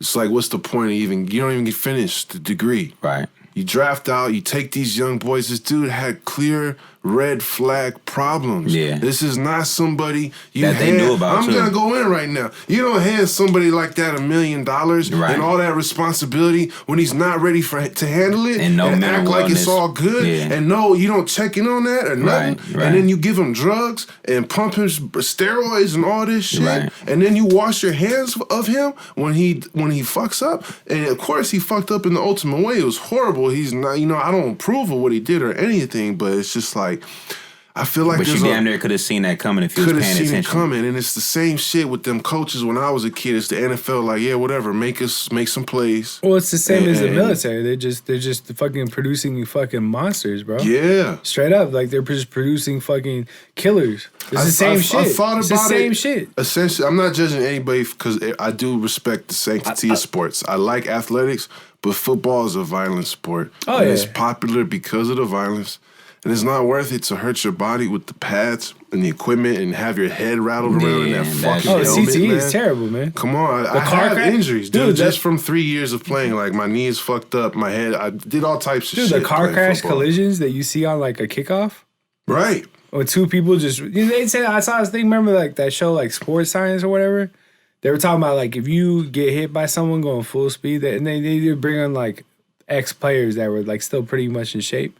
They're like, it's literally like getting hit by 600 pounds of pressure. It's like running into a brick wall. Yep. They equate it to like running full speed into a brick wall. Yeah. That's crazy. So, I like sports. I like, it's like athletics. I like fun. I these teams used to mean a lot to each city they were in. Yeah. I understand. I respect people who still enjoy the sport of football. I can't really look at it the same. And I used to love it. I was good. I enjoyed it. I just can't really fuck with it right now. Well, that's fair. Thank you. I said something. Rant ended. I think we all like love football in different ways. It's again going back to like the Kobe situation. It's part of our culture and the way we were brought up. Like, I remember we wait for it to rain. And we proceed to be like, all right, it's raining, we're about to play football. Like, we would just go crazy. I wanted to play for the Seahawks, bro, but did nobody want to pay for my equipment? A little $50 or whatever. That shit's not cheap, I man. hella wanted to play, too. I was pretty cool, too. But I never played on an official team. Right. You know what I'm saying? But hoops was cheaper. Basketball is a better sport overall. It is a better sport. I like watching. It's a great sport. I like watching basketball. It's a great, more than any other sport for sure. It's a great sport. Like even like all these cheating scandals with the baseball Astros. That shit is crazy. And it's hella crazy. Right. We can talk about that shit. That shit is I don't know the worst cheating I've ever heard about. Yeah, but ever. that shit is crazy. Oh, or you talk about the cheating with the Spygate shit when the Patriots did that. Me and my homies was talking about like how could you cheat in basketball? Like you can't really cheat like in that way.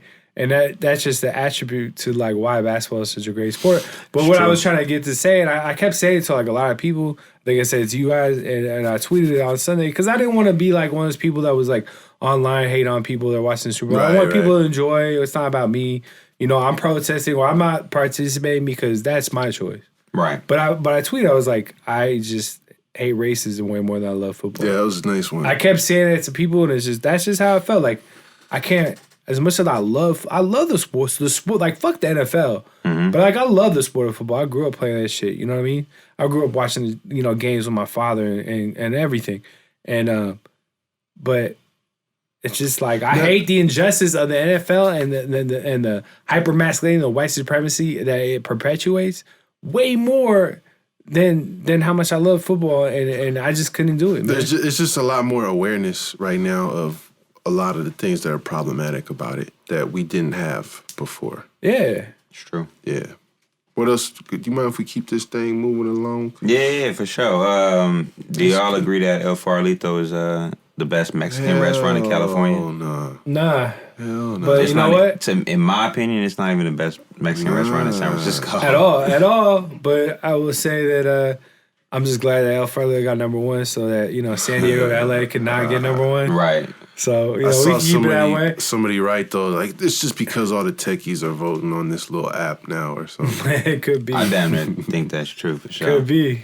They coming out in numbers like, dude, Farolito. Because La Carnita is way better than El Farolito. I tell you about when I go to Taqueria San Jose right across the street, and I walk in there and there's fucking hella tech dorks playing Dungeons and Dragons. Oh, my God. Playing role-playing games inside. Like, they're set up there to hang out there for 2, 3, 4 hours on a Friday night. Damn. Taking over hella tables. I mean, they're ordering food. They're you guys money. go in there and laugh at them. Bro, it's like I never... Bro, on 2-4 to see that? Hella, like, blonde dudes looking like with ponytails chilling. What, you say in the city? A Taqueria San Jose. It's right. Oh, I thought you said a Taqueria in San Jose. No, like, right across from the McDonald's on 2-4. My God. They're just holding it down, bro. Like... Wow. Pretty sad. Well, shout out to Farolito. Do y'all have a favorite Mexican spot? Nah, not it anymore. depends, like different Mexican spots. It's closed already. They're all just kind of not that great anymore. La Carnita's still I disagree. But really? I think there's just different places that are good for different things. Yeah, I agree. Yeah. You know what I mean? So, like, if I want a torta, I'm going to go to Los Picudos.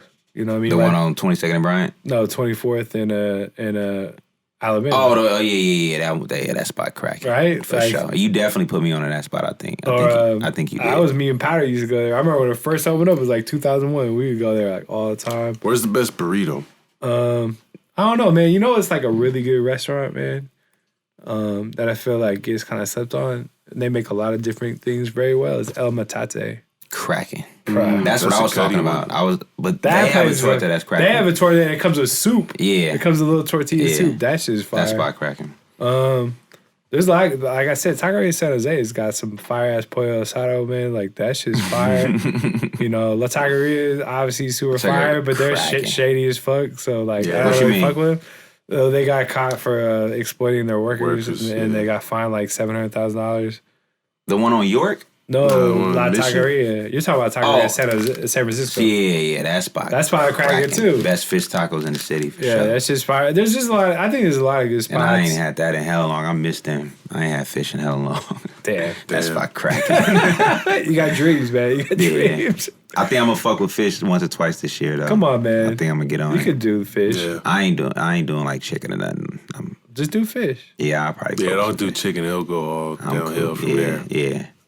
You'll be like, fuck. No, I'm good with the plant-based shit though. I don't even think about eating meat like that. And Like, next, it's relapse. Nah, not at all. Relapse. I'm too much in a good ass rhythm. Yeah. and next week we got fucking the vegan mob. Oh man. Oh yeah. Speaking of plant-based, See, I eat there a lot too. I still haven't eaten there yet. I probably Me spent like a band there already. That's what's up. That's tight. Yeah. I feel like every trip I'm at least $60 in. Yeah, he got to bring some food. Matter of fact, I thought about that. Make sure he bring like the cheeseburger rolls. Yeah, make sure he bring. Thought about that last night. I was like, let's do a live tasting on the cheeseburger rolls. I was like, I wonder if Tori's gonna bring some food. Nah, he has to. Yeah, I haven't. He has to. He fucking has to. I don't give a fuck. He owes awesome, that. Oh yeah, that'll be great content. I know we ain't crying for or nothing like that, man. But you know, we ain't the Chronicle, but we some real ones. For real, we've been going for a while, but let's like kind of talk about music picks. I think one thing we could talk about. I want to talk about this instrumental album that Drake just dropped. That'll be my section of the music. Yeah, we'll get to that. I think I do gotta shake though in a second. Like, it's fucking late as fuck. Let's talk about it. It's partly my fault because I was late. You were. It's all good. You know, tardy, if you will. Hey man, we all gotta live our lives. I'm just gonna say, no, go ahead. Yeah, life happens, man. I guess Lil Wayne has a new album. I haven't listened to it yet. He's doing a lot of good rapping on there. The songs aren't hits though, but he's rapping his ass off. Though. I think one thing he's crazy, bro. Yeah, incredible he's rapping. Fucking crazy. He's hella crazy, and I think that I kind of like one thing I wanted to touch on is like because I watched the Drink Champs interview. I don't know if you saw the shit I posted when they asked him about the Kanye West thing. And his facial expression. That shit was classic. Yeah, it was tight. But one thing I've realized with Wayne, and it's actually like kind of tight, but it probably like kind of fuels his kind of craziness, is that he's like really sheltered. Hella. Yeah. He's always been. Yeah. And I actually really appreciate that. And privileged too. But I think it's also like it comes out of his music, like he sounds kind of out of touch. He's in his own bubble. So it's kind of like there's pluses and minuses to it. Yeah. Like I remember like I was watching that Drink Champ shit, and they're like he was like, it was tight because he was talking about how he's out of touch. He's like, I don't know, like I thought 21 Savage was a group. I thought it was 21 dudes, like it was Wu-Tang. Yeah, he's like, and 21 Savage was like mad, and I was like, yo, I just didn't know. Like, he was saying that he didn't know who TDE was when he was the first big artist to do music with TDE. Right. He was on J-Rock's first single. Yeah. Like 12 years ago. So that you just doing music with folks and just rocking and not even caring. He didn't know who Quality Control was. That shit was hella funny. Yeah. All that shit was funny. But it was genuine, though. It was genuine. And it wasn't like he was shitting on nobody. Nah. He was, I fucked with that. He's in his own lane. I fucked with that. But Wayne album is cool. I think it's a good listen. He's doing some, if you like just word acrobats. Yeah. That's him. Crazy. It's really impressive. Him and Eminem. Yeah. They're on that level. Yeah, I gotta listen to it. So you had a music pick, or you just want to talk about that?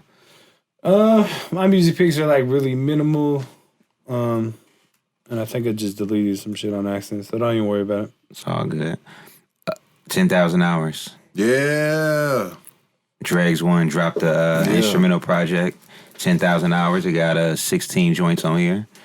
He got this looked like a 5th grade picture. Yeah, on the back. 8th grade when I won the award for most spirited boy. You see the Wu-Tang shirt? You see the lugs? Definitely. Audio Vandals. Yeah, man. Come on, man. Talk about it. Yeah, thanks, bro. I'm pretty excited, man. This thing is getting nothing but positive feedback. Yeah. Talk about the title though, because a lot of people don't know what 10,000 hours mean. This is from a saying of what makes you a professional or something. Master. Right? If you master something, if you put 10,000 hours into it. Right. And I just kind of tripped, like, dude, I people don't know that I even make beats. A lot of people don't know that, but I started with Reason in like 2004. Okay. Through the DJ project, Horizons Unlimited. That's my first time in the lab. DJ project. And man, I just had to like beg and like my parents for a long time to get Reason for the house. Mm-hmm. And eventually they surprised me with it. And bro, I was in the lab. Like we had a lab. You've been there. We had a lab on Geary. Gas Mask Colony Lab. It was infamous. Right across from Mel's Drive-In. It was $500 a month between all of us. And Jack was there. And everybody. And Burner and Gold Toes. And it was crazy. And I was there, bro, like Christmas. I was there making beats. New Year's, I was there making beats. Mm-hmm. Like I was just there. I would go bolo, whatever.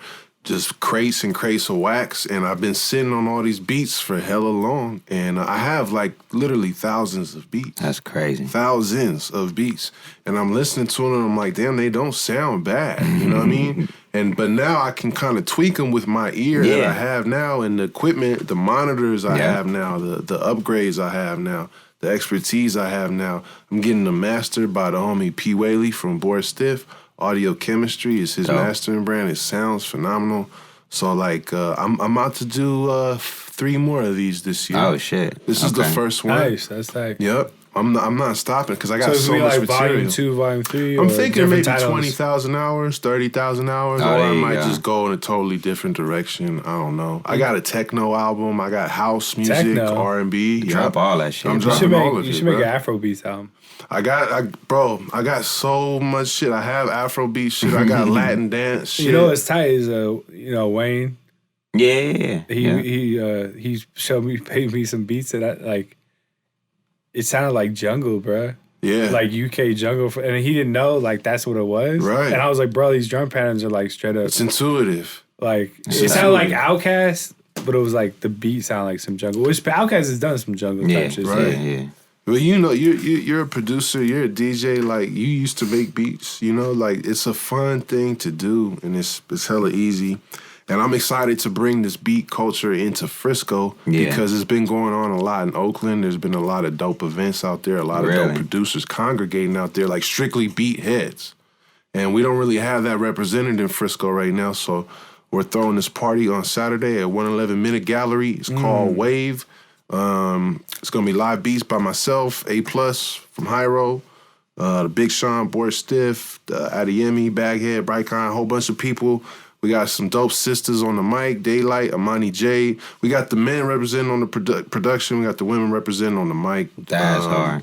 We got live painting. We're filming a really dope, we're screening a really dope movie by Spy from TDK called Dirt Style. It's all original documentary footage from like 1990 to 93 Frisco shit. It's incredible. I've seen it, and it's incredible. It's fucking nuts. It's incredible. Yeah. They're showing there in New York, too. Yeah. We got 3 volumes of it that we're going to be screening. Wow. It's incredible. Most people haven't seen it. It's going to be dope, and I'm trying to make this a regular thing.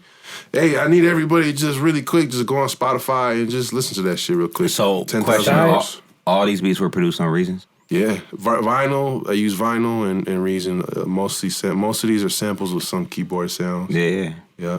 That's tight. But it's a lot of like really. I'm really proud of the way I'm tripping. As you ever listen to old shit you make and you're like, damn, like sometimes I did that. Like sometimes I was tripping. Like my brain was just really on it, bro. The way I was chopping some of these samples and finding some of these I got crazy crates, bro. Yeah. So I'm proud of this project. I never was really a beat hoarder. A lot of the shit that I made that I felt was dope, we ended up just doing something to it. Yeah. But a lot of the shit that I felt was garbage, people would never.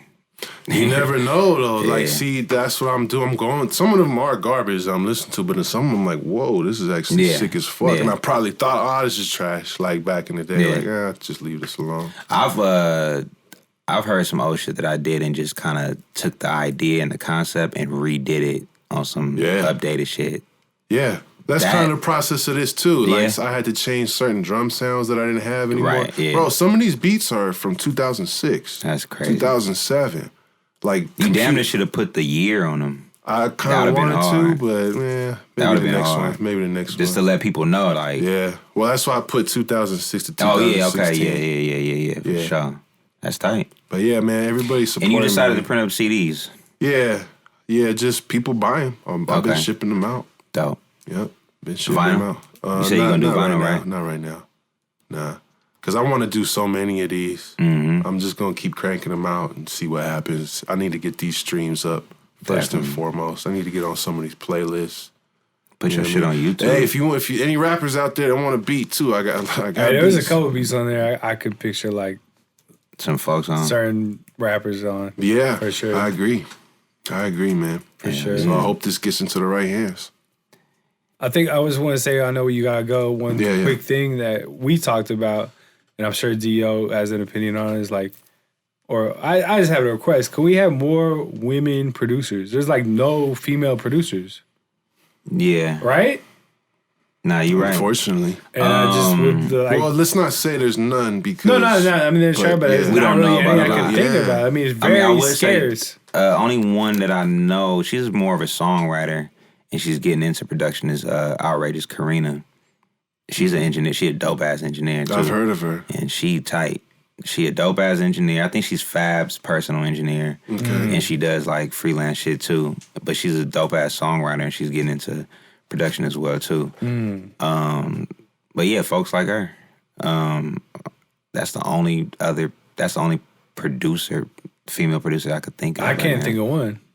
Well, and that's probably my fault. In the Bay. But just in general, I just really, in general, I mean, like, on some mainstream shit, you could think of like, you know, the Missy Elliott's and okay. Oh yeah, I guess Missy, right? I remember Coco Chanel from New York. She did a lot of shit on Chic Luch's first album. Dope. Yeah. I want to know more. We're gonna do this party wave. We're gonna try to do it multiple times. I like the theme. I like the concept of that. Congrats on this.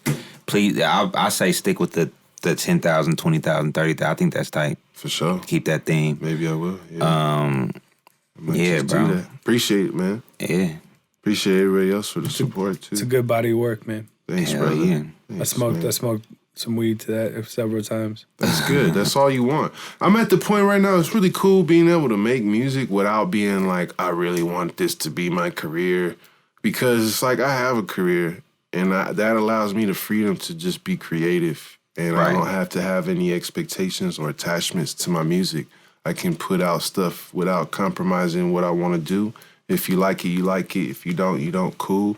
Like there's people that I haven't met from all over the world that still hit me up asking about it. What more can you really want? Yeah. I have spaces to perform. I got, you know what I'm saying, places to record.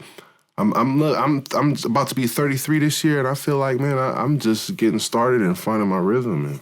I love music, man. And that's, you know, just in general, like with your livelihood, whatever it is, your lifestyle, when you're able to do things your way, is like, you know that you kind of have arrived. You know you have a long way to go. What else can you ask for? You know what I mean? It's like, you know, like I don't need to do X, Y, and Z. I don't need to chase a check. Yeah. Like shit's gonna be cool. Yeah. Hell yeah. You know what I mean? Yeah. Another music pick that dropped. When did this drop? This dropped at the top of January 17th. Troy, Postal Boy Troy, Part 2. Oh, yeah. 5-track EP. He did a remix to his record, Birthday, with Yasi. And on the remix, he put Semi-Auto Cease on there. Go grab that. And he, right after, 10 days later, he dropped a single called Decisions. So that dude working. Yeah, he's in his bag. Troy don't stop. And I love to see it. You know, he it's an uphill bounce. Another one next month. Skino just said it's another one next month. He about to drop, so dude is working. Yeah, I was talking to Troy, and I was talking about how I liked how it was like 5 tracks, and I said it. I like when people come out with like a lot of projects like that, and he said that he was coming out with like 4 or 5 projects like that this year. That's the way to go, right now. I mean, I think that's the way I equated it to kind of like Willie the Kid, where we were talking about him, and so it's dope, man. Man, it's exciting right now, man. Yeah. It's exciting. If you're a fan of an artist, you can expect a lot of content from them, and it's like that's really cool, bro. Yeah. Last but not least, Friday or Thursday night, Young Lot new album is dropping. Yeah, you Dedicated. You sent me that thing. Yeah, he got a single right now with Glasses Malone and Lil Bean. I wasn't able to listen to that because I didn't have permission, but then you gave me permission. Yeah. So I'm gonna check that tonight. All the links is live now. That's the one you got shot at the video for too. Yeah, the video drops Friday with the album. It's a dope ass album, 8 songs.